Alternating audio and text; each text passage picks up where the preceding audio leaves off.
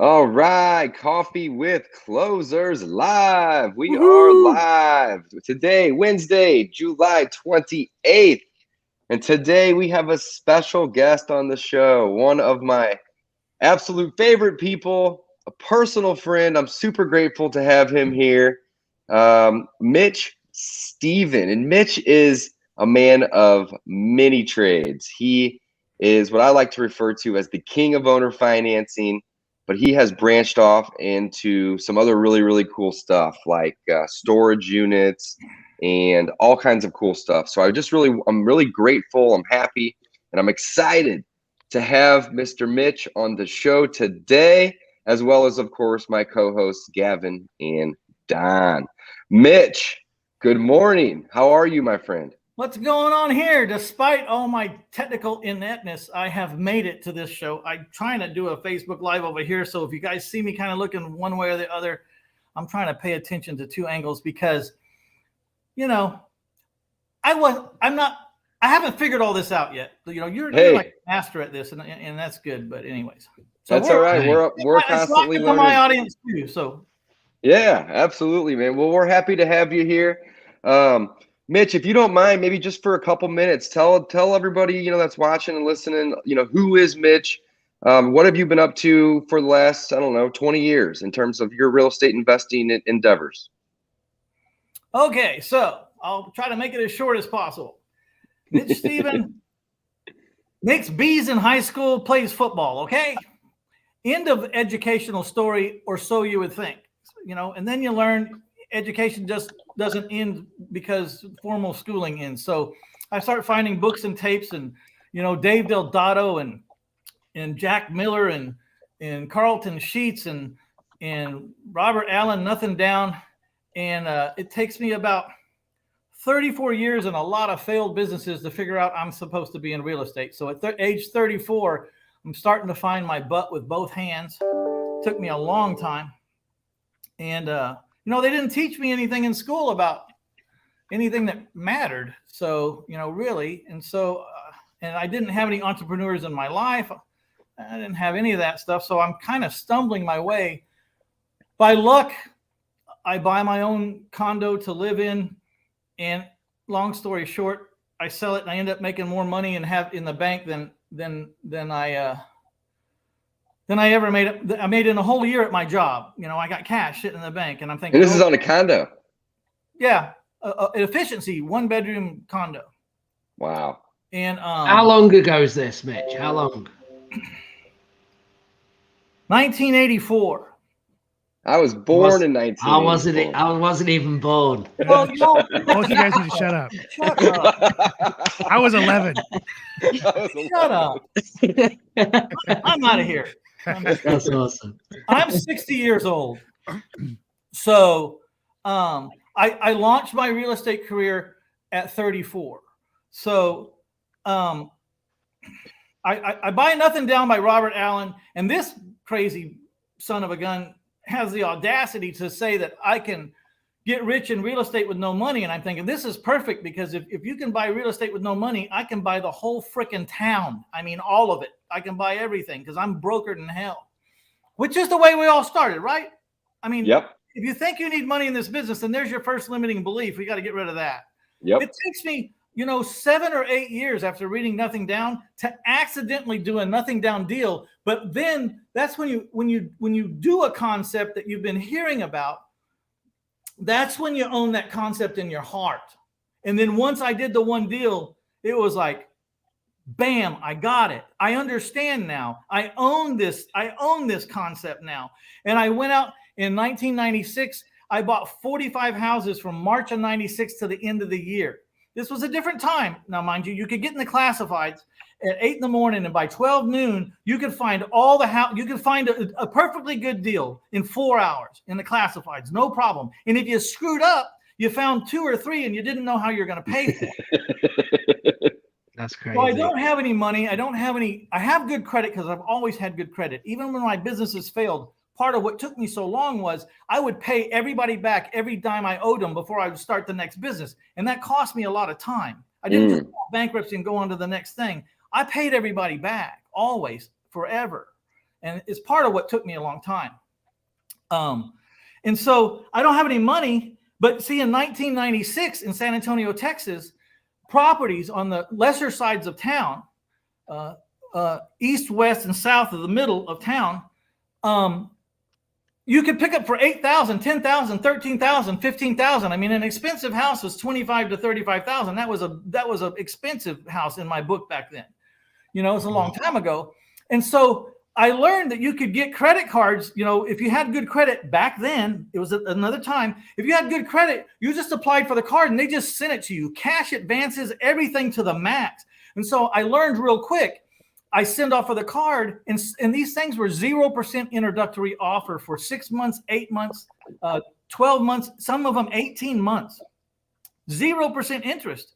So I said, boom, I start filling out credit card applications like a madman. I got 50 friggin' credit cards. I'm walking into banks going, I need 10 off this one, and I need 5 off of this one, and that buys the house, and I need 10 off of this one, and it fixes the house, and then I seller finance the house for 60 grand. Then I'd sell the house for 60 grand, and there were no debts against the house because all the debt was on my credit card. And so I call my wife, and you know, we had one rule. I'm a simple man. If you used $1 off a credit card for a house, that card got taped in the inside folder of that house so that there was no commingling of funds, because I just call my wife and say, look, we just sold, 123 Main Street for 60 grand. Call all the credit cards, get the payoffs, write the checks, put them in certified signed delivery mail, and overnight them, the payoffs. Tell me how much it was and subtract that much from 60,000, and that's how much we made today. And then those cards are free. Take them out of the folder, put them back in the in-play bucket. And I bought my first 100 houses with credit cards. Now, wow, that's sweet. This wasn't known to my wife in the beginning because I knew what my wife, I had spent 7, 8, 9, 10 years owning these concepts in my heart and getting the balls to rack up credit card debt on these things. I would have like $250,000 worth of credit card debt. I'm newly married at this time, 30 days.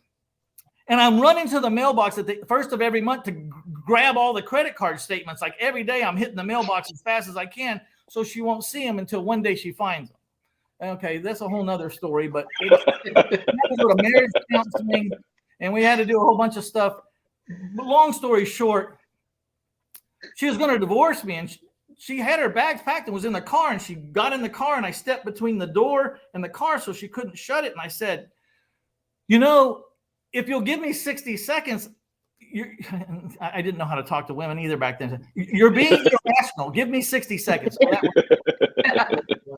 So she looks at her watch and goes, okay, ready? Go. Now she's giving me 60 seconds. That's all I got. I said, okay, so you're putting this in the form of gambling. So I'm going to pretext this in the form of gambling, but it is not gambling in one iota of in my heart or my beliefs. But let's put it in your court, and I'm still going to prove to you that you're being irrational. We're playing 5-card draw. I got $250,000 on the table. I'm asking for 2 more cards from the dealer, and you're driving off. What if I win? How dumb is that? Right. You can leave me when I lose, but don't leave me before the game's over, because I just might win. I knew I was going to win. I had $250,000 worth of credit card debt. I knew those houses were worth $500,000. I knew it. Or a quick sale, whatever, but I'm making money, and I'm going to make more than she was making $35,000 a year at the time. I was going to make 3 times or 4 times her annual income in this one set of credit cards. So it happened, and we still had to go to marriage counseling. That ended very badly.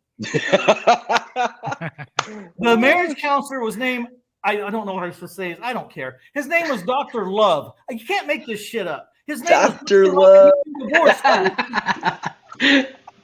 And she's talking to him.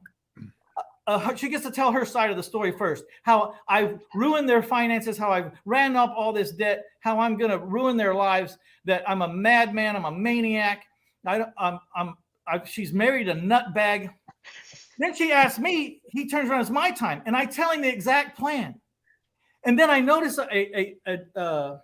a shift in the conversation. Instead of him counseling us on marriage, I'm now counseling him about his finances. And then he says to me that he wants to loan me $100,000. And my wife says, "This it," and she walks out of the deal.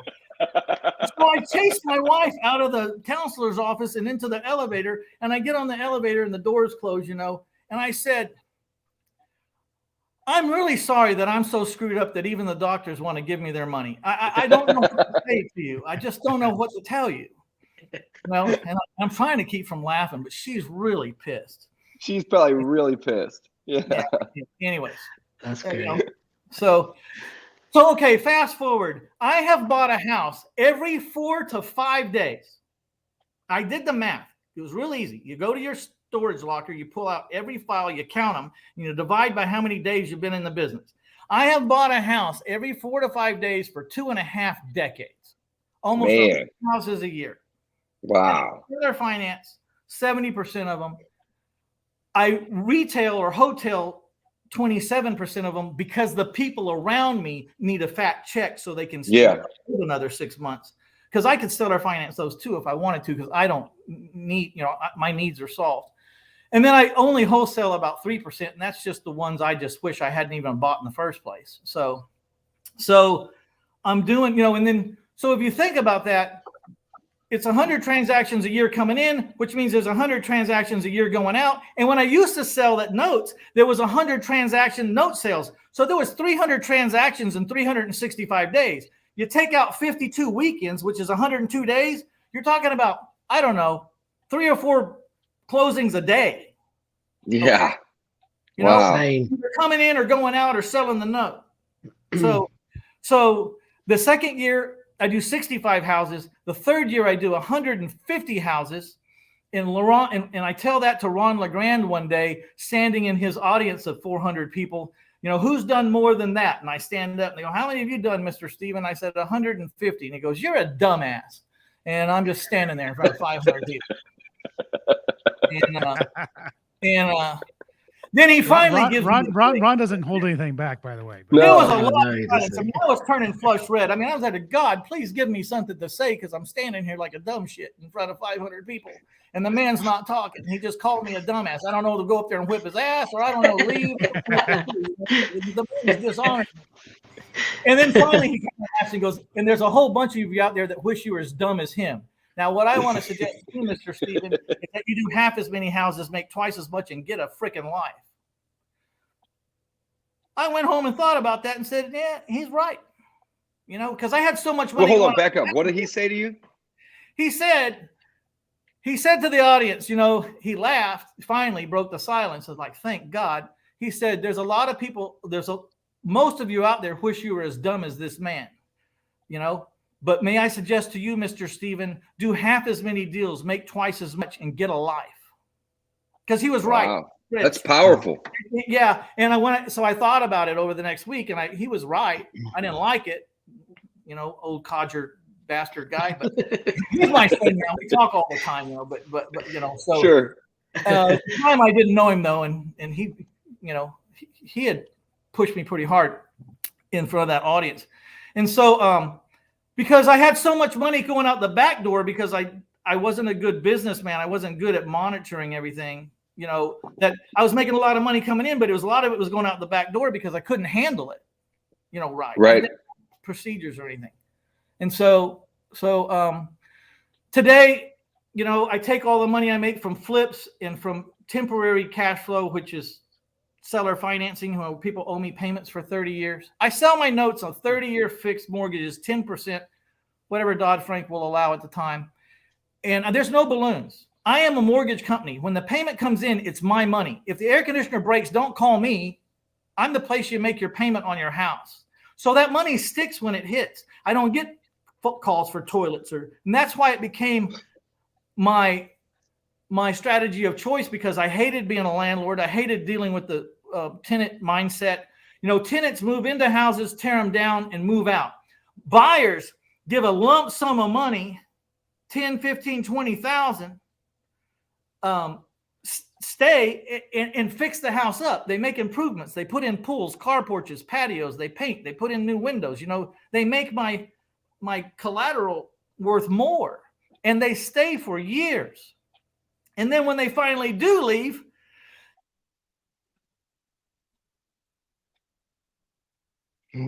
Oh, Uh-oh, they might have usually- lost him. There he goes. my buyers are inherently flawed, so they don't get refinanced. But how they pay me off is they decide they're going to move. They hire a realtor. The realtor sells the house on a new loan, and I'm getting a call for a payoff. So when my occupant leaves, I'm getting a windfall of another $40,000, $50,000, $60,000 that I was receiving payments on over 30 years, but now I'm just going to get it dumped on me. It's like, damn it. I don't want them to pay me off, but they do. But they do sometimes. Yeah, I mean, it's quite the problem.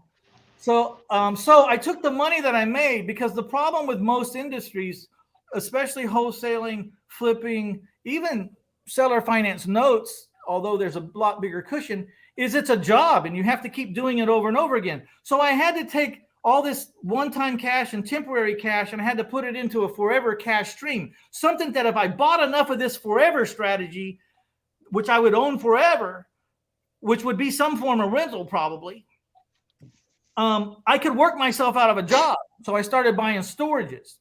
So let's paint a picture. And I don't want anyone to take this wrong. I know somewhere right across the street is a person that can wipe their backside with my financials.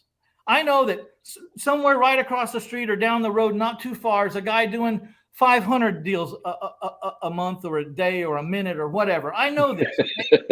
There's a lot of people who would like to be where I'm at. So I got a hand up trying to learn from these other people that are bigger than me, but I've also got a hand down trying to help y'all. And you don't have to do 100 houses to be successful. I'm just telling you where I'm at, where I found my comfort level, okay? Sure. And so I got 300 mortgages, because you can't hardly get over 300 mortgages, because every time you put in another 20, 15 pay off.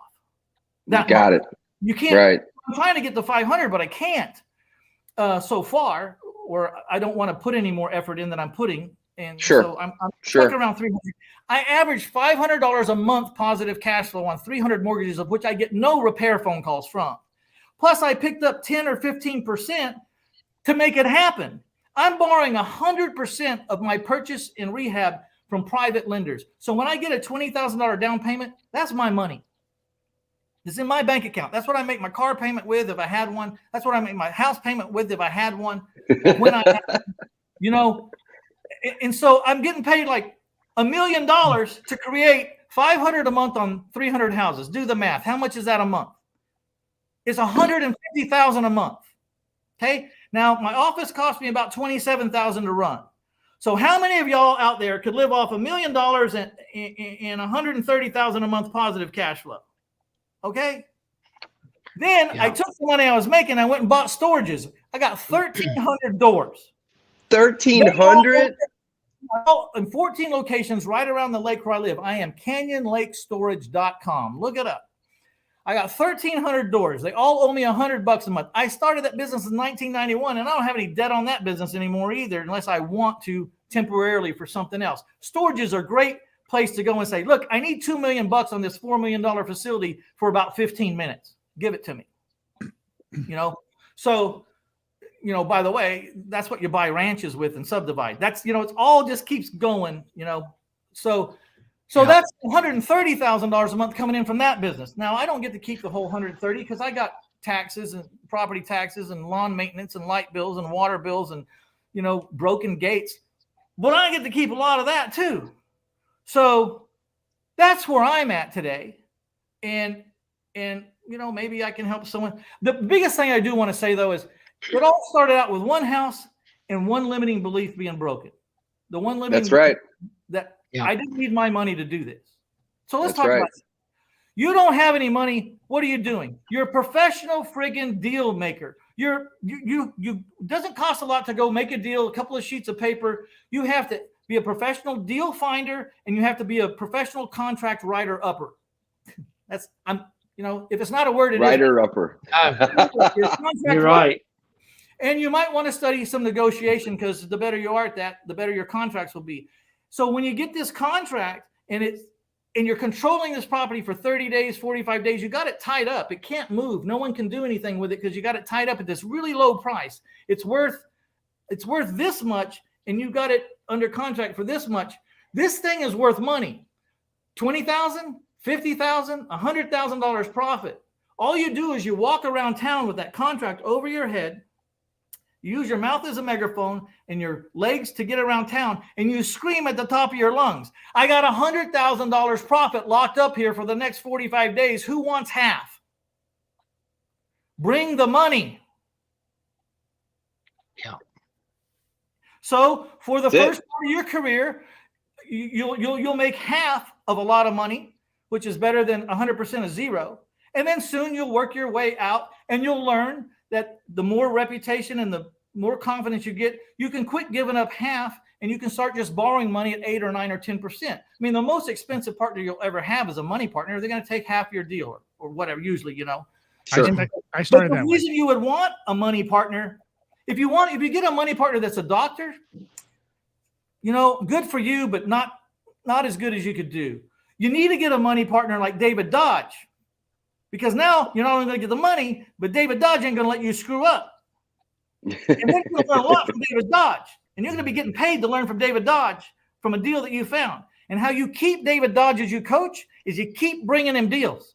That's how exactly right. With me, 25 years old, I didn't want a damn partner. He's sending me deal after deal after deal, and my partner, Mike Powell, is a freaking deal magnet. This guy wakes up in the morning with houses stuck to the side of his face. I swear to God. I swear to God. I could not deny him. I looked up one day, I had 33 deals I was funding for him because, you know, he ran out of money. And finally, my daughter calls us in and goes, it's an emergency. Y'all get here. I thought, oh, shit. So we go over there. They said, look, you either got to become partners or you guys got to form another corporation and get his 33 houses out of our houses because he is jacking everything up. And so I looked at Mike and said, you want to be partners? He said, what do you think my goal was this whole time? He stuck out his hand and we shook hands, and that was 8 years ago and 400 deals ago. Wow. And he's 35, man, that is multimillionaire. He's going to surpass me forever. This man figured it out and is already a multimillionaire and 8 years into the game at 34. I started at 34. And I didn't have a David Dodge or someone. I wasn't smart enough to latch onto those. You know what I mean? I had to. Are you guys still partners today? Oh, yeah. We'll be partners till the day we die or till the day I kill him. That's no, amazing. not really. He's a blessing, man. He's legal disclaimer. Mitch will never kill anybody. That's right. He's the best thing that ever happened to me. I mean, I've had a lot of good partners, and all of them were great in the time that I needed them. My partnerships have lasted 10 years, 15 years. My private money, I have $26 million of private money from about 59 people that have been with me for 10 years, 15 years, 20 years. I was looking the other day, a lot of them 25 years, and a few of them almost 30 years they've been loaning me money. Why do they loan me money after all those years? Because I don't pay them? No.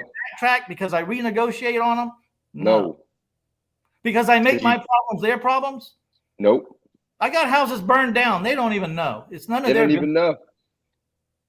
Yeah, that's keep amazing. paying your interest and you keep rolling it. Yeah, I had a doctor one time. He's been loaning me money for 25 years. Finally called. He had lunch with an attorney. And the attorney, he was telling his attorney about me and his investments that he'd been doing for 25 years. And he goes, does he insure the houses when he buys them? And he goes, I don't think so. And so he calls me and goes, Mitch, do you have insurance when I give you the money on the houses? I said, no.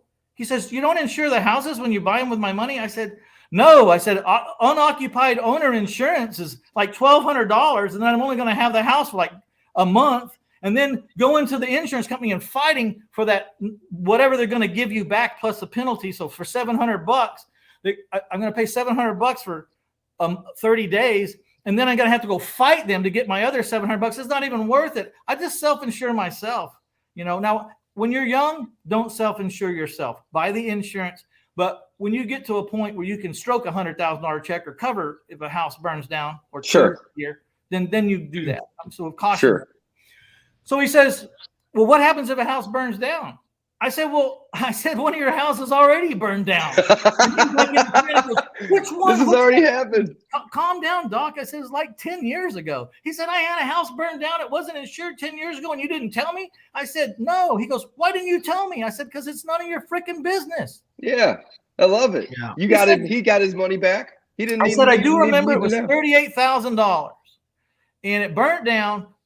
We bought it that night at auction. It burnt down that night because the people that got foreclosed on had family next door and they moved in next door and they lit it on fire to watch it burn that night because they were pissed. And even if I was going to get insurance, probably wouldn't have covered. I wouldn't have gotten it in time.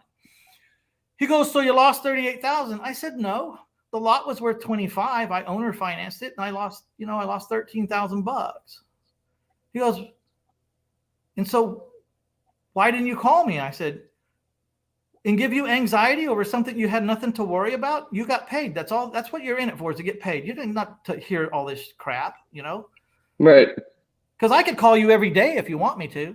Sure. And I think that's important though, because that really does happen. People actually call them and create problems. And I think that's where, them relationships go south because of, I just want to lend you money. I don't want to deal with your business. I'm just going to lend you money. But they're like, constantly, oh, this has gone wrong. That's gone wrong. Or we need this, or we need that. And it becomes a hassle and you can see. So I think that's genius to. So the house burns down, I wake up in the morning and go, okay, we don't have any insurance. What's the plan? Plan number 1, keep making your friggin' payments to the doctor.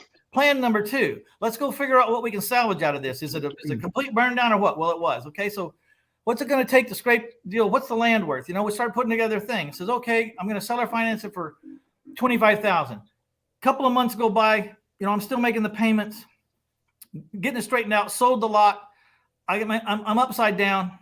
That month I do 10 or 12 or 15 houses, whatever. I'm going to make $110,000 that month. And so I got a $15,000 deficit. So I stroke a check for 15 grand. I only make 95,000 that month. Everybody's good. Yeah. Nobody knows the difference. I know. Right. Yeah. So he was probably happy that you didn't tell him after your conversation with him, right? Yeah. I said, go tell your lawyer that. That's amazing. That's amazing. I should do the math. I do 100 houses a year. If I put up $1,200 on 100 houses a year, which by now has been 2,000 houses, what's 2,000 times? 20 years times 100 houses a month times $1,200. It's in the millions. Or I could just stroke you a check for 15 grand. I've had 6 losses in my entire career to a grand total of about 60-something thousand. And luckily they all didn't happen early. Luckily they all didn't happen in 1 month, so big deal. It was a cost of doing business, I had a loss that size on one property. It was $66,000. The entire loss was the interest to the lender. We broke even on the property per se with our purchase and our rehab and holding costs, but our interest to the lender was $66,000. It was a large project. The lender to this day doesn't know that the interest I paid them was a loss.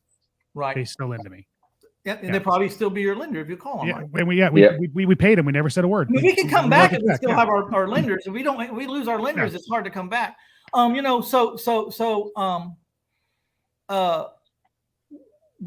I've lost a lot more money than that too, but it's always when I got out of my lane. In my business, I've lost 60,000. When I'm in my lane, over 2,000 houses, I probably lost on 4 or 5, 6 houses to a grand total of 60 grand. That's an important thing to hit on, Mitch. Like that's where most people lose their money, is when they deviate from what they're good at, their core business model, the thing that they've mastered, and then they're chasing all these other shiny objects. Yeah. You've mastered one thing and moved on to the next, and mastered that and moved on to the next, right? You weren't doing 15 things at once. Oh, I was. Believe me, I was in the beginning. Well, but you weren't successul at 15 things at once. That's why I learned, don't do that, dumb shit.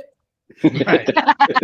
Yeah, Don. What the hell are you doing? You're making hey, an entrepreneur's worst enemy is boredom, like routine. Right. Okay, I got this down. It's the same old again. And then you go out and I haven't been coined or quoted as much, but there is a quote floating around out there by Mitch Stevens. It's the hardest thing an entrepreneur will ever do is have one great idea and finish big. Yeah, it's true. So true. because we see opportunity in everything. And so this is what you learn when you start trying to do them all. Every business that you start will take everything you friggin' have for a year or 2 or 3 or maybe 4 or 5. It'll take everything you have. Yeah. Agreed. And so be careful. I think it's worse with social media, isn't it? Right? I think that's where all the shiny objects come from, because there's so much faults out there, and you think, oh, I could be doing owner finance or notes or sub twos or buying holds or flips or this, and I want it all. And I think people starting off on their journey think they can have it all immediately, and the reality is they can't. You have to master one thing, as you've just said. Yeah. Before you go on to the next. Right now, Gavin, I have another problem. My wife is watching this live feed. Oh, crap. I know she's okay. When I wrote my book, My Life in 1,000 Houses, Failing Forward to Financial Freedom, I had a lot of people come to me and say, because I talked about all this stuff, I was grieving over a tragic loss I had, and I didn't know that I was writing a book. I was journaling. I journaled 1,200 pages. And of course, I was doing so many houses that there was hardly any way to talk about my life without having a real estate as a backdrop, because it was just, you couldn't get away from it. So a lot of people said, you sure you want to write this book? Because, you and your wife are having some real personal problems, because I had to drag my wife into entrepreneurialism like a caveman drags his woman into a cave by the back of her hair. She was kicking. Same here, man. Same here. And so, even when I was making like $35,000 a month and she was making $35,000 a year, she's screaming at me, when are you going to get a job? And I'm like, I don't understand this, but that's how ingrained, some things are. There was a lot of other reasons, which, her parents died young, a lot of she was always just trying to hold a nest together, Sure. And I'm like, what am I going to do? I have a high school education. I'm going to work at Walmart for the rest of my life. I mean, I had made a decision. This is an interesting conversation. I don't know if you want to go this way, but how I really got the nerve to be an entrepreneur and walk out was I heard a guy was a prisoner of war. It was a friend of mine. He was a prisoner of war he got captured in the Bay of Pigs. He went over from Florida to go to Cuba to fight for the freedom of his country. And then Kennedy forgot to send the airplanes, and he got captured in the Bay of Pigs. And Castro dubbed it the Bay of Pigs because he labeled them as traitors to their country. And then they put them in prison where they did very, very bad things to them every day, routinely, every morning. And I asked him how he survived, and he said, the mind. No, he said, this body is the most incredible thing ever built. He goes, if you'll give it just enough water and just enough protein, if you can keep the mind, the body will figure every single thing out. The key is you have to have discipline. You have to pick where you're going to put your mind, and you have to not let anyone move it, and you have to keep your mind. So I'm thinking, here I am, I'm capped, making $15 an hour. I don't have a college degree. All my friends are making $150,000 or $100,000. They have all these jobs and perks, and I don't have anything. I was starting to get down on myself. And I looked in the mirror and says, I've been afraid to go on my own. And all I have to match is $15 an hour, to be better off. I'd be on my own at $15 an hour earning, and I looked in the mirror and said, am I going to get enough water in San Antonio, Texas, if I jump off? And I said, yeah. I said, am I going to get enough? What's the chances I won't get enough protein? I said, this is not a chance in hell. Carlos was trying to keep his mind because they were torturing him and beating him every day in the morning with cables. They would start way down the row and they'd beat 99 people before they got to him. And he got to listen to it as it came every day. Oh, man. And all I had to do was have the mental discipline not to take a job so I could back this stuff back into a corner so far to find out what it would do. But all I had to do was control my mind and not take a job, no matter how tough it got. No matter how bad it was, but I knew I wasn't going to not have water, and I knew I wasn't going to starve, Right. So all I had to do was keep this. I backed my ass up into a corner. I would not let myself take a job. I learned it wasn't very pretty for a month. There's days I didn't make any money, not much less per hour. And then I learned how to make $15 an hour, and then $25 an hour, and then $50 an hour, and then $100 an hour, and then $200 an hour, and $800 an hour. And every time there was an increase, I was 100% recipient of the increase. Yeah. It's awesome. You know, and there were days my wife would say, "Hey, can you pick up the laundry?" And I would say, "You know, I make $800 an hour. Can we find someone else to pick up the laundry, please?" No dinner for Mitch. Oh dear. I love it. So That's great. the other thing was, you know, don't work below your pay grade. There's all these little levels. Like once you break through one limiting belief, there's another one, and then you'll find another one, and you don't even know they're there until you get up to them, and you're thinking, why can't I get over this hump? Well, the reason why you can't automate is you don't believe anyone can do a job better than you. Bullshit. You know, bullshit. You know. Yep. Agreed. No, really, really good. Really good. You know, I remember before we get to questions, I just want to say, like, I remember listening to podcasts when I first rebooted my business in 2012, and people would be talking about doing 100 houses a year and not seeing them. And I'd be like, oh, that's bullshit. That's garbage. There's no way you could do 100 houses a year and not see them. And that was a mindset thing. You know, as I built my team around me, one day without even knowing it, I looked up and I was like, crap, we're doing over 100 houses a year and I don't even know where they're at. And, you know, it was one of those awakening moments, but I remember specifically, I was telling a buddy, I was like, that's garbage. These guys are full of it. There's no way they're doing this. There's no way they're not seeing these houses. I got pulled over by the, this is a great story. I got pulled over by DPS the other day. You know, I have my concealed handgun license, and the law is I got to present my license with my CDL, my concealed, you know, carry license. So CDL, whatever the hell it's called. Anyways, so I get them both out and I hand them to him. He goes, "So where's your gun?" He says, "Do you have your gun with you?" I said, "I have at least one, and I might have 3. He goes, "Well, that's interesting. Are they loaded?" And I said, "If I have them, they're loaded." He goes, "That's even more interesting." He goes, "Where is the one that you know where it's at?" And I said, "It's in this console in a safe." He goes, "What is it?" I said, "It's a 9mm. He says, "What are the other 2? Where might they be?" And I said, "If I have them, they're in the back seat." He goes, "What are they?" I said, "It could be any number. I don't know. You know, I have a lot of guns." He said, "So let me get this straight. You have one gun and you might have 3, and they're all loaded, but you don't know where 2 of them are, maybe." And I said, "Oh, it gets way worse than that." The DPS. "Oh, really?" I said, he says, "Do tell." Do tell. Said, "I own 300 houses and I don't have a clue where any of them are." He said, "What?" I said, "I own 300 houses. I can't tell you where one of them is right now. I cannot tell you where one of them is. In this town, I own them." And he started laughing, and then he let me go. But so That's that awesome. was, you know, I paid $30,000 to get in a room with people who had already done it, and I agreed. Once I got some trust in these people, I agreed to let my guard down, to let them undress me, to let them unwind me, and to do whatever they said. I was drinking the Kool-Aid the whole way once I trusted them. And my way wasn't exactly like any one of them's one way. But through all their offices and their detailed and their very intimate details of their business, including salaries and bonuses and paychecks and tax stubs, and you know, it was undeniable that you could do it. I just watched 7 men show me how they did it, and I saw their tax returns. You know, And when was this? It was Collective Genius. When? About 10 years ago. Okay. Interesting. And so I went back, and it took me about a year and a half. You know, I didn't even go to the last quarterly meeting because I hadn't accomplished what I'd learned in the other meetings. It was like drinking information from a fire hose. So, but one chair at a time, it got fixed. And I figured out, I thought I was going to take a cut and pay, but instead of making, you know, I'm just picking a number. Instead of making $1 million, which was more than that, but instead of making $1 million, I'd make 600,000, but I'd be free. I'd give up 400,000 a year.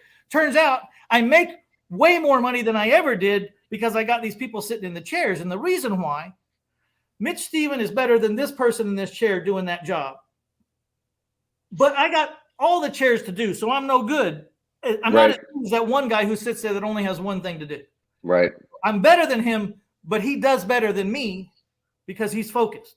Right. You know? And every chair was like that. And so the stuff just starts to run like, you know, never mind. That analogy was really bad. No, I get it. So, hey, speaking of that, Mitch, how No, many that's people? good. We had a question a little while back ago.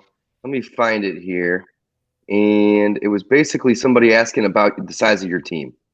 How big it is right here? It's Matt Smith. I have How four. big is your team to stay at about 100 houses a year, give or take? So I have 4 full-time acquisition people.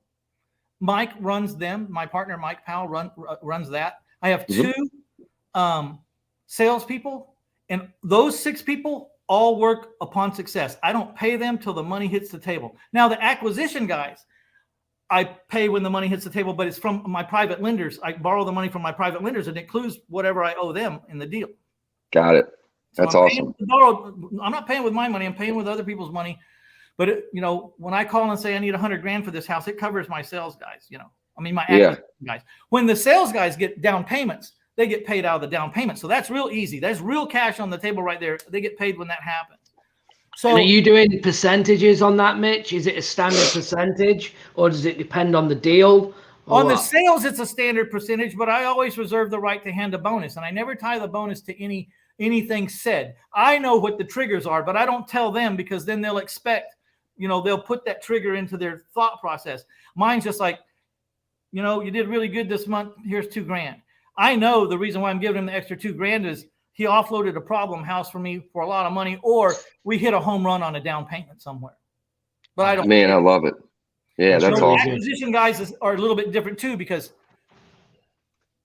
you got to figure out how much profit's in this house. You can't really go by any set thing. You got to get with your guys. Your guys got to trust that you're not greedy. They got to understand the rules up front. And when deals are really, really good, they do really, really good. And when deals are slim, it's slim. Sure. That makes perfect sense. There's kind of a standard, but if I owner finance the house and I want it, I can pay you right this minute. You've owned the house for 13 seconds. If you want $7,000 right this minute, if not, you can make more, but I don't know when this house sells. I don't know, when I don't, So there's a lot of conversation there. Besides that, for the longest time, I only had my daughter as the personal assistant sitting in the middle of the office who closed everything in and out. But we had to hire a badass assistant to support her, because I was always behind. And the thing that caused me the most heartburn in my whole life was books.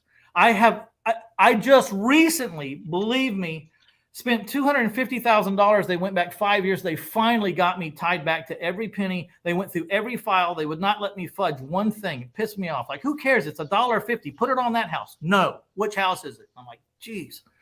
So, and now I'm so bankable, it's not funny. And it cost me a lot of money not being bankable and not having finances, because for years I could have walked in and got 4% money or whatever. But you got to remember, it's a double-edged sword.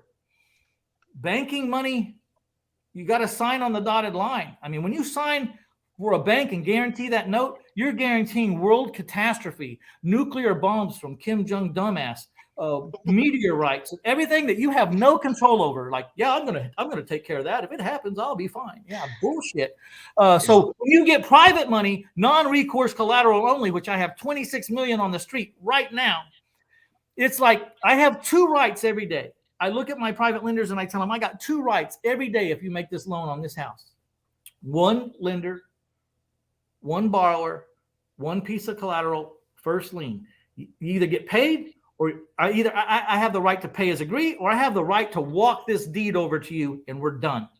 So if you don't like the value of this house compared to what you're loaning me, then don't do the deal, because I reserve that right every minute of my life. Have you ever had to hand a deed back to a seller? Never in my career. To a lender? God, 27 years, 2,000 plus deals. I've never been foreclosed on. I've never given a deed back, deed in lieu. I've never anything. I've never done anything but pay. So you reserve the right, but you haven't actually had to even use it. Well, yeah, because when you're paying someone 8, 9, 10, whatever percent, that yield with that kind of collateral doesn't come for free. You have to share in the catastrophic risk with me. And what I want to be relieved of, and the reason why I can sleep at night owing $26 million in one bucket, there's other buckets. $26 million in one bucket is that it's all non-recourse. So if Kim Jong dumbass drops a dirty bomb in downtown San Antonio tomorrow and pollutes a 20-mile radius, I'm walking deeds over to everybody and go, Who the hell would have known? It's not my fault. I didn't screw up. This was unpredictable and unimaginable. And don't blame me. And you can't take my stuff. That was the agreement, because it's not my fault. And that's why I pay 8% and 9%, is to be relieved in case something catastrophic. COVID could have gone a different way. It could have wiped me out, or maybe another disease or a different kind of disease would have. Sure. But luckily, this one didn't. I actually boomed again. Seller financing strategy has proved to boom like crazy in the recessions, and it proved to boom in COVID. Love it. Love it. Mitch, tell us a little bit about LiveCom, how you're using it. Just before we do, just real quick, Dave, real quick. Guys, if you are watching us, okay, will you give us a like and share wherever you're watching on YouTube, Facebook? Okay, put your questions as well. We're going to get to, but if you can, give us a like, share the post so we can get as many eyes. And what we're about to go to, I'm super excited about. I didn't know about it, and Mitch gave me a kind of a quick 30-second rundown before we started on livecom.com, and it's going to be super interesting. So we want to make sure we get it out to as many people as we can. So if you do that, we appreciate it. Sorry, Dave and Mitch. No, by all means. Gavin, thank you for that. Yeah, Mitch, you're up, brother. What is it? How are you using it? Why should somebody have interest in it? Well, livecom.com, livecomm.com, as in live communication. So livecomm.com.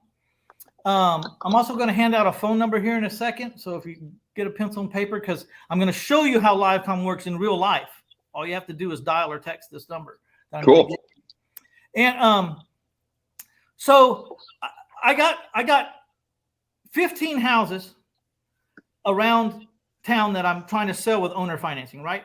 And so how I was selling them was I'd put 20 bandit signs around the neighborhood with that individual house's info on it, address, and they were killing my salespeople. I was getting 150 phone calls over the weekend. 15 houses times 20 bandit signs around the neighborhood and one in the front yard. So it's a lot, 300 and something signs. So they're getting killed, and they're not even answering the phone, and half of them are tire kickers and don't have money, or it's just the neighbor across the street that wants to know how much the house is, and by noon they're not even answering the phone. And so I had this problem. I call around. There are solutions. The ones that really could solve my problem and did what I wanted, I don't want to pay the price. So I called a developing company, and I developed my own system. You buy smartphone numbers at LiveCom. They're $2 a month. Every phone number comes with a text distribution list attached to it. And if someone calls that number from their cell phone, it captures their cell phone and it puts it in a text distribution list. Now, there's a lot of features of LiveCom, and we're not going to get through all of them. But you can also name that phone number whatever you want. And this is important because it's kind of how you're going to track what's going on. So I would name this phone number for this house, 123 Main Street. I'd get another phone number for $2 a month for this house, 236 Jones Street. And so I had 15 phone numbers. And then I would get on my iPhone, do the LiveCom app, click on the phone number I wanted to make a recording for, and make a recording about everything about that house that is known by man. The list of information is as long as my arm, and if they ever come up with something that's not on there, I will add it. So to say, when they call about that house, I give them anything they could possibly ask me, and it does not waste my salesman's time. But it's all pre-recorded, and they just get the recording. Phone number in a text distribution list. Sure. And I know what house they called on, because these set of numbers are under this phone number, and this phone number is labeled 123 Main Street, so on. So all of a sudden, and then at the end of the recording, I wouldn't even give any contact information then. So they listened to all this information about 123 Main Street, including how much down, the interest rate, the years, the terms, electric hot water heater, gas stove, 7-year-old roof, everything in the world you can think of, school districts, everything. And then at the end, it says, if you think this is the house for you and you definitely have X for a down payment or more, this is how you might make this your home. Get your family in the car, drive to 123 Main Street, get out of the car when you get there, walk around the house, check out the front yard, check out the backyard, look through the windows, check out the neighborhood. And if you think this is the house for you and your family, and you definitely have X amount for a down payment or more, then call the blue number in the back window. Now man, you are eliminating tire kickers left and right. I go from 150 calls a weekend to 8, and these guys have qualified themselves. But I still have the other 142 calls, and I can text them next time I have some inventory. I can text them the number. Call this if you want to learn about my new house. And for 2 cents a person, this is a direct hit because they've already identified that they want my product, a home that has seller financing. And so now for about 60 seconds, I can hit them for 2 cents right there. With new inventory. With new inventory. Or price reduction. That house you called on that was 20,000 down, I decided I'll take 18. I decided I'd take 15. Boom, it's out the door. Right. Does that change your mind about 123 Main Street? Go out and check it out. Think about it. So, so I'm collecting all these things. It turns out right now I have 10,000 phone numbers in a town, a population of 2.2 million or whatever. I've been doing this for a little while, and these phone numbers are racking up. And so I'm spending 2 cents a piece. And turns out I only have to text 3,000 of them to sell a house. I could text the whole 10,000, but then I actually have problems. Because it creates more work of having to tell them, hey, this one's sold. And yeah. So and then open houses. 3 hours before the open house. Hey, I'm gonna be at. We'll text every phone number. Put a check mark at every house, every phone number, because I don't care which one they looked at. I'm just telling them I'm having an open house on this one in 3 hours. So then there's 20 people in the front yard. When you show up. So I'm using this thing, and I'm finding new ways to use it all the time. And it's been several years now, and it doesn't just work for real estate. Think about nail salons who get they have an appointment at 4, and they get a cancellation at 2. I mean that hairdo for $150 or perm or whatever they're doing is out the window. Massage therapists, same thing. Barbers, I don't know, it could go on and on. But if you could text all your clients like, hey, I just had a 4 o'clock cancellation. Can only take one person who's up for an impromptu 4 o'clock hairdo, hair session, boom, got it booked again, So I'm using this thing, and then I'm sending out text messages saying, if you no longer want to be on, if you're no longer interested in an owner financed home, get off this list by, replying with the word stop right now. Quit sending you this stuff. I still have 10,000 people that won't get off my list.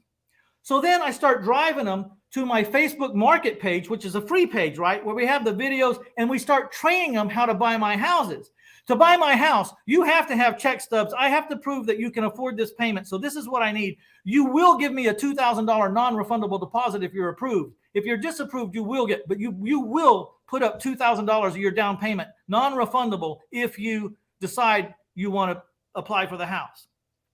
I got just to apply houses with the check. They're not sure they want this house, but if I do, I have a check. They're telling me when you walk in. I'm not sure if this is the house, but if we're ready, if the house, I said, what do you mean you're ready? So we got the $2,000 check. I've trained them on Facebook how and what to expect. And then I got, people that have bought a house holding the exaggerated key and showing the remodel, the before and after pictures, or just showing, we just use it. And now we have 8,000. So we're sending texts to these people saying, to keep track of our inventory, go to this Facebook page. So now I migrated 6 or 8,000 people over to Facebook now. And I'm learning I don't even really have to send out texts anymore. I just post that the house is for sale on Facebook. And like I said, it only takes about 3,000 seriously interested people to sell your house. So now I got 8,000 people over on there. I sell my houses now, the last 200 houses, which I have not seen the houses, and I have not seen the buyers. So to Don's, and I don't use any signs anymore. I put out no signs anymore. Not one, not even in the front yard. And this is great because the inspectors have become bitches around here, man. They're up your ass so far you can't believe it. Move a ceiling. Yeah, the banded signs can be problematic if you have an area that the that it's the aldermen, the code inspectors, all these people, they don't want to see them. They were charging me fines for work that was done non-permitted from the person I bought from, and they're not relenting. It's not even right. Yeah.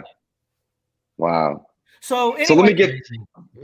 This is how LiveCom works. I'm giving away a free copy of my digital book, My Life in 1,000 Houses, Failing Forward to Financial Freedom. I'd like to give it to you, but I got my live camera sitting on top of it right now, so I can't show it to you. But it's my book. You can check it out. I'm going to give you a free digital version. Just call the phone number 210. Here, let me make a notes here. Hold on one sec. I'm going to add this to our chat here. Call. What's the number, Mitch? 210. 210. 934. 934. 6991. 6991. What are they? They're going to call that number. Yep. And when you call it, I want you to call it so you see how LiveCom works. There'll be a recording over there. And I didn't have time to make a recording with my own voice. So we did it. We typed, and it's a digital voice, Okay. But it doesn't matter what the message, what I say on that. Because you call it, I'm going to capture your phone number. And then in LiveCom, it's called a hello button. And on this number, I have that button turned on. And because it's turned on for this number, you will automatically get a hello message from me when you hang up the phone. And this one's going to give you the link. It's going to ask you for your first name, your last name, and your email address so that I can get you this link. But technically, I could just digitally download the link to you in a text, and we could be done automatically. I'll know your phone, but I want your name and I want your email address, so I'm going to demand it. And I promise not to beat you up with a bunch of crap, but the reason why I want your name really is because LiveCom can do a mail merge. We can do text merge. I can say to my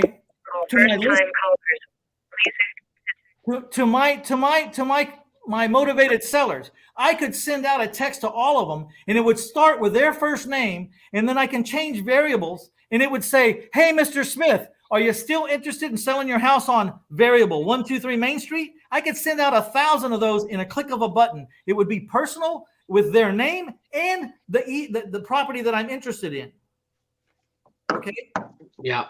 And so we also have the automatic record feature. So if you have a salesperson and you want to listen to how they're holding your customers, you can turn on that. There's all these features that you can turn on. You can call out from these numbers so that you're not, if you have a problem customer, you don't have to expose your own cell.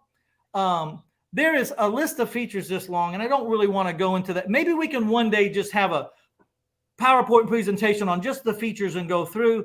But It will increase your bottom line. It'll decrease your advertising costs. It'll make your whole system a lot more efficient because it just weeds everybody out. There's ways to do it. And that's what I'd like is enough time to show you really intimately like how wonderful it is to have these resources and this technology and how to use it. It's very simple.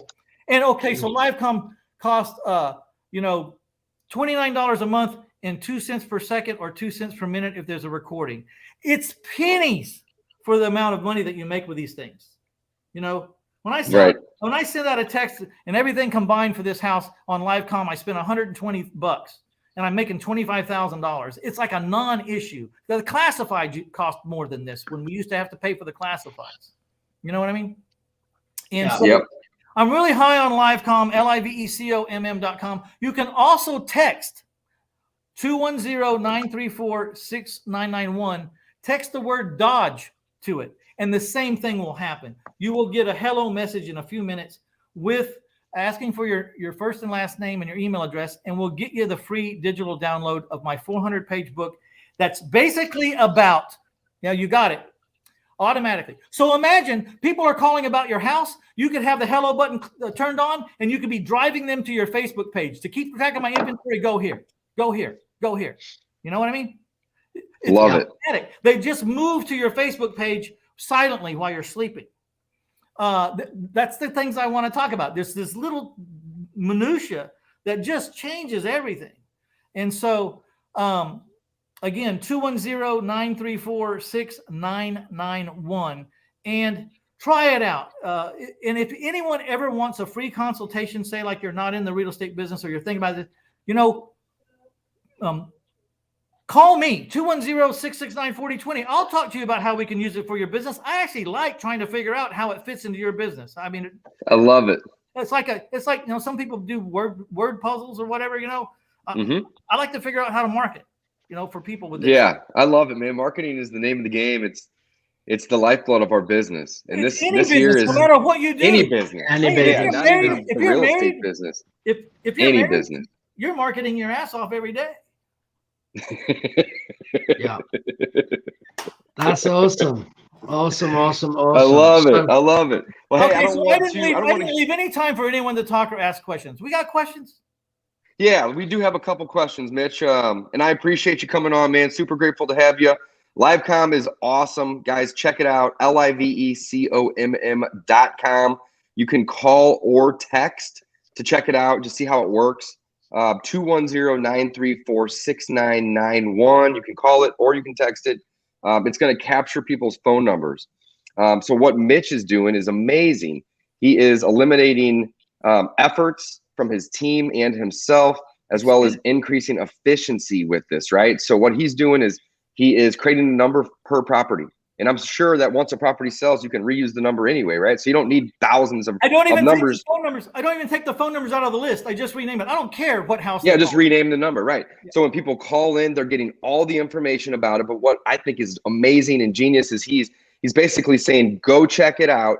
And if you want more information about this property or you want to talk to somebody on my team, the phone number is on the back window. So he's forcing people to go to the property, view the property. It's an efficiency play. He's eliminating these people from calling his team, asking all these questions when they're going to answer 99% of these questions by walking the property. They're going to see the roof and the windows and the age of the systems, and they can peek in. And then at that point, if they're still interested, they can then go call the number on the team. But when they call to inquire, he's capturing that information, guys. It's amazing. So then on the next one, he can text out, hey, we got some new inventory here today, guys. Here's the price. Or again, there's lots of other options like price deductions or whatever it may be to be able to sell those properties. So Mitch, this is helping you sell properties in basically a couple days, right? I averaged 4 days on the market in the last 200 houses with no signs. So now, when you say on the market, is that listed on the MLS or is that listed just by you and your? I don't do MLS. Yeah, so that's why I'm asking. I don't understand seller financing, and I don't need them. I got a full-time person that's making. Both my salesmen make over $125,000 a year. They only sell my houses, and they understand exactly how I want them to do it, and they do it for me. I don't have to.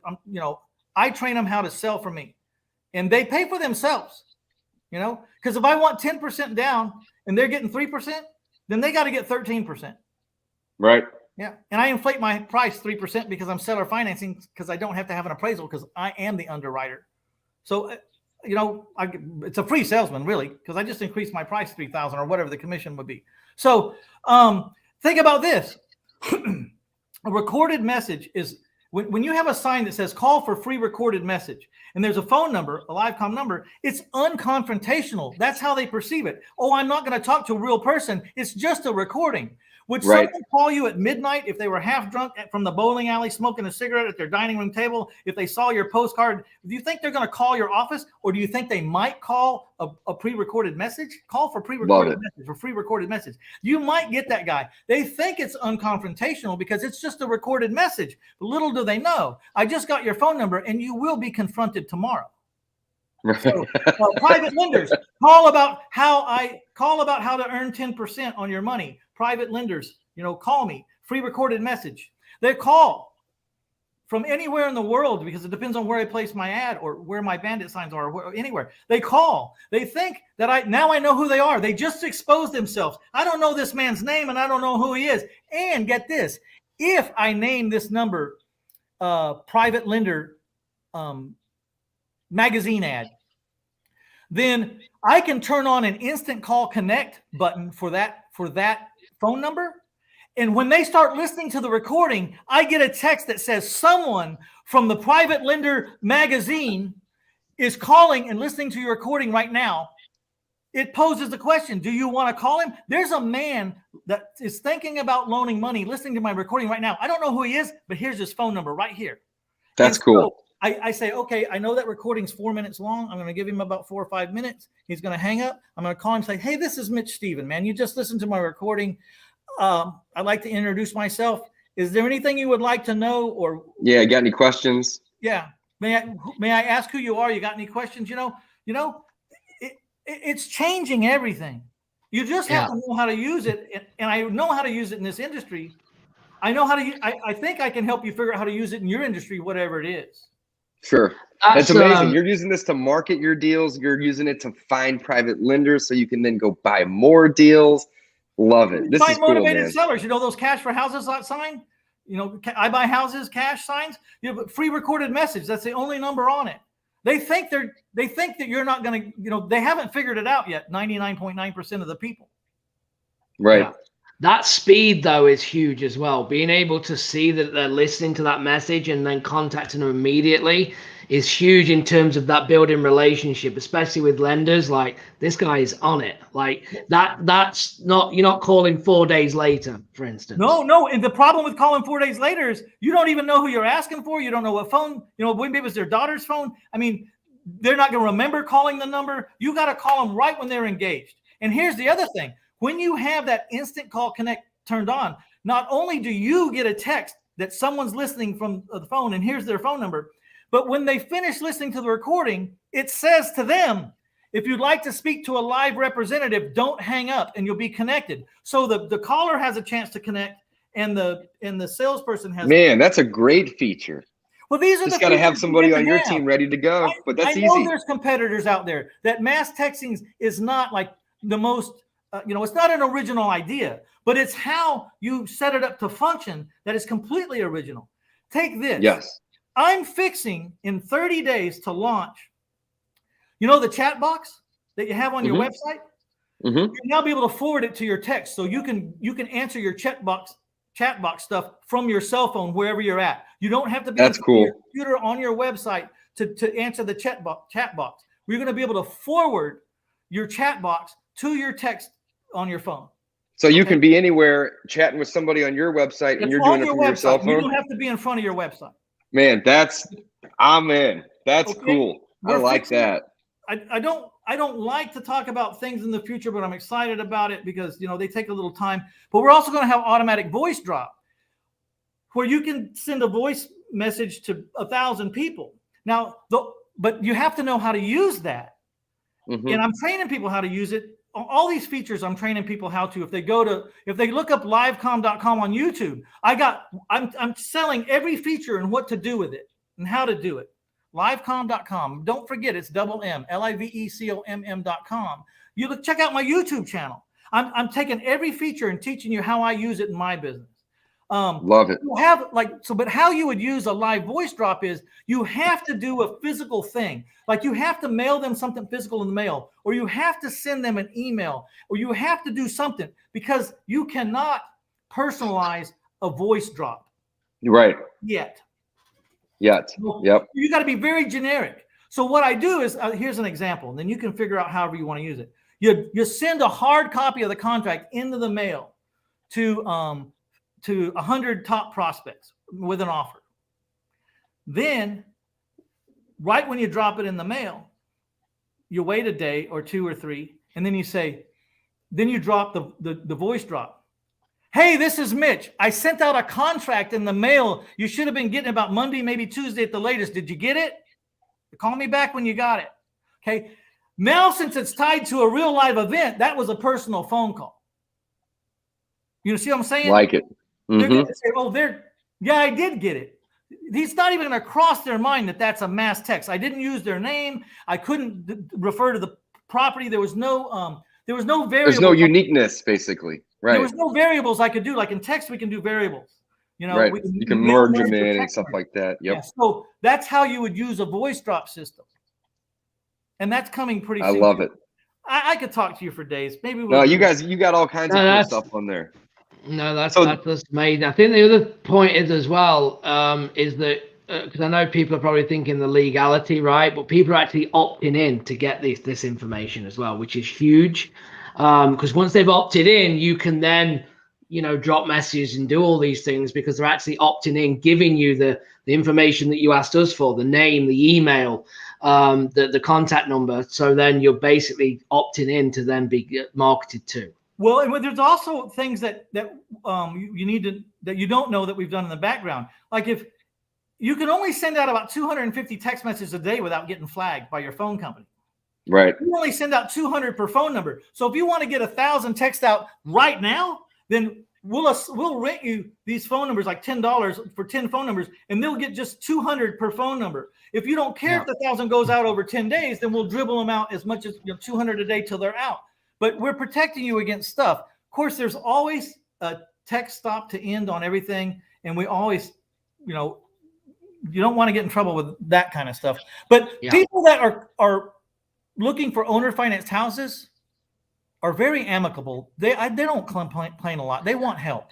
They're trying to get a home. Yeah, I'd say. Yeah, absolutely. Mm-hmm. Hey, Mitch, you got time for one or two quick questions? Yeah, let me get that phone number one more time, and then we'll end that subject. 210-934-6991. You can text the word Dodge, DODGE, to that number, or you can just call it.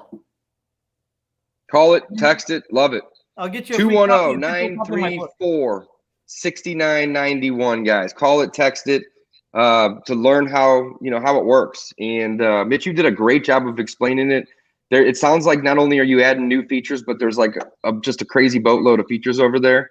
But this, not only is it going to make your business more efficient, but it's also going to save you a ton of time too at the same time. So that's awesome. I love it, man. Because my advertising cost went to zero. I'm using Facebook. I'm using, I say zero. It's 2 cents a text, or, it's minuscule compared to the amount of people I'm reaching and how effective it is. Because I can deliver a dictionary in a text. Yeah, that's true.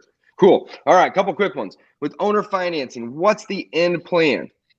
To get conventional financing at the end of a short term, or do you guys just try to do a 30-year finance from the owners? And I think he's probably asking maybe on, I guess I'm gonna let you take it. I understand the question. So I am getting, the problem is, if you go to 1000houses.com and look at my raising private money changes everything, private money changes everything. When you're seller financing, you have to get a different color money underneath. I can't use a hard money lender. I can't afford their rate usually. And even if I could, they're short term, 6 months. I'm making a 30-year note. I need to have a 15-year note or a 10-year note. So when I borrowed this $26 million from private lenders, I'm asking for 15 years. That's 10%. Here's a big nugget. If you want to give me a 15-year fully amortized loan at 10%, collateral only, first lien, good, I'm in. I advertise that 10% and I'll take it and we'll do a deal. I use 10% as the hook. People say 10% on your money, I'm calling. Yeah, 10%. I just need a 15-year loan. Oh, no. I'm not going to go. I don't want to go 15 years. Hold on. He's already raised his hand. I've already exposed him. He's already called the LiveCom number. I've already got him. He can't run away from me because I will follow him. Okay? So hold on. If you want to go 15-year amortization with a 10-year balloon, I pay 9%. Well, I'm not doing 10 years either. Hold on. You want to do a 15-year am with a 7-year balloon, I'll pay you 8%. Well, I'm not doing, hold on. And I go down to about 5 years and 6%. 15-year am, you can pick any way you want to do it. The point is, maybe I get to the end and go, well, what the hell do you want? He goes, I want this. I was like, okay, why didn't you say so? Maybe I make the deal with him, maybe I don't. But I got this guy. And then I can send him a text or a deal one day that's a no-brainer. When I run into one, he didn't want to go 10 years, and he told me he didn't want to go 5 years, which is my minimum. But I only owe $50,000, and I'm selling this house at $100,000. It'd take 17 years for my buyer to owe what I owe. Okay. Right. If you want to know how you get around the train wreck, which is what this guy wants to know, go to my blog, 1000houses.com, and read the article, the blog post, why I borrow at the terms I do. I explain every single way out of that predicament known to man. And the last one is you collect 5 years worth of payments and you walk the deed over to your private lender. Never done it, don't want to do it, but that's the final resolve if you don't come up with anything else that doesn't work for you. And I'm going to drop a comment here so everybody can see that. So you had just said go to 1000houses.com and read the blog post. What was the post called? Why I borrow at the terms I do. And it's about 12 pages. I said it as perfect as I could because so many people ask that question. So that's why I just send them there. And I got it right, and I got all the variables in.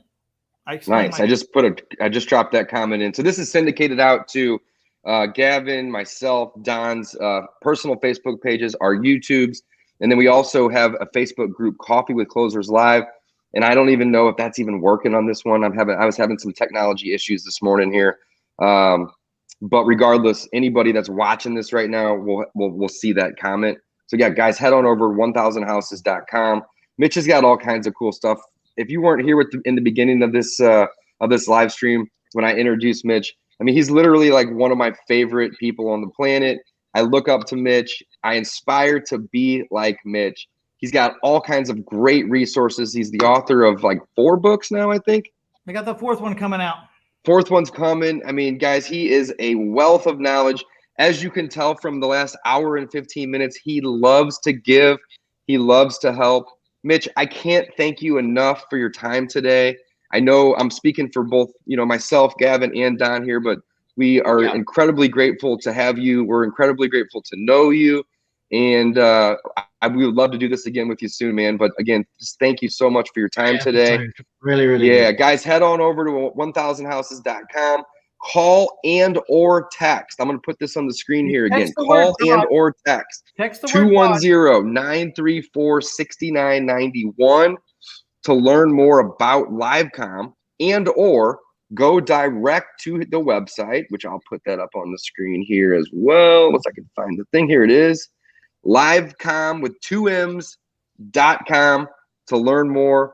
I know I'm going to go check this out. Mitch, you've been telling me about this. And but I never really had like the full gamut of all of the bells and whistles that this actually does and how cool it is. And it's super cost effective. You're talking $30-$40 a month. It's amazing. Yeah, there's a lot more features. I mean, you can upload lists into this. Like I could upload 25,000 realtors into this. Now I got to be careful because I don't want to break any laws. But I'm just telling you. You can, sure. If someone put their first name and they filled out the spreadsheet right, you could send a list of 25,000 people. You could upload it as long as you have permission or you've got it figured out why it's not against the law. Sure. And then 25,000 people could get an email with their first name. A text with their first name saying, "I'm looking to buy a house with a cracked foundation day. Got one?" Man, that's a great idea. Got one? Hey, I'm looking to buy some moldy houses. Know if anybody's selling one? Love it. Hey, what is it? I like them when they're smoking. Do you have a burn house, please? Give me one that's on fire. I love it. I love it. Don, Gavin, you guys got any questions for Mitch before we wrap up? Don's on mute, I think. Hey, so let me say this before we go. Sometimes it's misconstrued. If anyone has taken anything that I've said as pompous or I don't know, let me tell you, it's just pure passion. I get excited. I raise my voice. I bang my fist. It's just because I started talking about real estate and the possibilities 27 years ago, and I've never stopped. And I don't know why. But I know this is where I belonged. This is where I was supposed to be all those years from age 18 to 34, where I was supposed to be. And I found it. And I'm, after some point, the money doesn't, I can make another $1 million. It doesn't matter. It won't change what I drive. It won't change where I live. It won't change anything. Mm-hmm. So the next thing that I need, and the only thing I need now is just an emotional significance. Well, if I can help you get where you're going, and someone walks up to me one day at a seminar and says, "Thanks to you, I changed my life and I could fire my boss. I picked up 2,600 extra hours a year so I could figure out who I was supposed to be, so I could become the expert I was supposed to be, all because of something I said." There's my high. And that's what I'm in it for today, because you got to have a higher reason, because the luster of money wears off at some amount. It's no longer the thing. You know, let me Yeah. address that. You know, people will ask and they'll say, well, if you're doing so well, if you're doing so many houses, you're making so much money, why are you teaching it? Why are you coaching? Why are you helping people? Why are you doing this? Why are you It's a writing great books? question. If you're doing all this, why are you doing it? I mean, we see that all the time, all the people out there who are the doubters of the guru, right? I mean, for better or for worse, we're gurus. We do it for emotional significance. What you said, you nail on the head. When somebody comes up and says, that thing you said changed my business forever, that is huge. There's something about legacy. There's something about making an impact that matters, that's beyond money. And once you make money, you want, most people that are, decent human beings want to make an impact in the world in some way.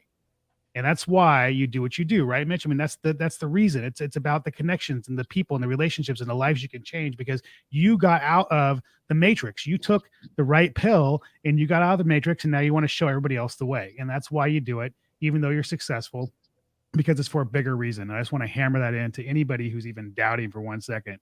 So somebody say there's more than that reason. That's a big reason, but there was other reasons. So the other reasons are, because I had this question asked a lot, especially when, I'm trying to do one-on-one coaching for 6 months for 25 grand. They go, if you're so rich, why do you need 25 grand? I said, I don't need the 25 grand. You need to give it to me so you'll get off your ass. That's why. That is the so true. And that's not true. about me making Because the 25. It's about you spending the money to where you're now freaking dedicated and focused and ready to go and listening and amped up and all of that. Well, you're as committed to the process as I am to you. Yeah. I'm not going to get my emotional high from someone who's not committed. And you're promising me with that 25 grand that I'm going to get my emotional high, because we're going to have a high chance of probability. Because first of all, I won't even take your $25,000 if after a 45-minute interview, if I don't think I can help you, because I don't have time to waste and I don't want to waste my time and I don't want to take your money. I'll bust you down to someone else or some lower thing if I don't think you're ready. If I see where I can get you $25,000 back, I'll tell you. I won't tell you where, but I'll tell you I got it in the shade. You've named. There's 3 things you aren't doing that I know there's $25,000 in the next 30 days. But so the other reason why is, one is an idle man who's relatively handsome, who has more money than he needs, can find very aggressive demons. I'm being transparent here. I'm being very transparent. I like to keep busy, my friends. I like to keep my mind busy and trying to help other people, or else, boredom, like I said, boredom's your enemy, man. And if you got too much money and you got boredom and you have drive, there's a lot of bad things can happen. I be focused. And also, it keeps me in the loop. It keeps me sharp. I'm talking to some very smart people right now. Gavin, Don, and David. We talk all the time. I learn things from them. It doesn't matter how long you're in the business. You cannot be everywhere. You cannot know everything. When I'm talking to students or getting replies, I get people some days ago, well, Mitch, did you know about this app or whatever? And this is what it does. And I'm like, holy shit. Yeah. Isn't it amazing? Wow. 100%. I've been doing this. Nobody knows everything. Right. You're going to constantly be learning new stuff, which is cool. I love it. So, and then there's that higher reason too. So I would like to lump all of them in. There's a lot of reasons why I stay connected. The teacher can usually learn more than anybody in the room if they'll listen. 100%. To listen. 100%. When you stay out, when you're making money, you're not spending money. When you're helping people, you're not hurting yourself. I quit drinking and smoking 2 years ago, almost to the day. Yeah, it was like last week. No, it'll be Congratulations. on the first. Okay. I said, I'm going to stop this habit and I'm going to start helping more people with the time that I've been spending with that. And it changed my life yet again. So, guys, I know that there's some people watching that are thinking the same thing. Man, I love this guy. Mitch, I love you, buddy. Yeah. You are such a cool guy. Amazing. Seriously, I'm not trying to be weird, but like you're awesome. You're like one of my favorite people. I know I've said it like 10 times, but it's the truth. So, guys, let's go ahead and wrap it up. With that being said, I don't want to waste anybody's time, of course. Mitch, thank you so much for coming on today. One last thing before we wrap up today, guys. Go call or text 210-934-6991, just so you can kind of see how the system works, and or go direct to Livecom, that's LIVECOMM.com, to learn more. Mitch has given us a great demo today about how he uses this in his business to help his marketing needs, to make it more efficient, to build lists. So he's basically selling houses in 4 days with this software and this tool. You guys can do it too. Mitch, thanks for coming on today. And with that note, Appreciate it. Thanks, signing bud. off. Really good. Thanks, Bye-bye. guys.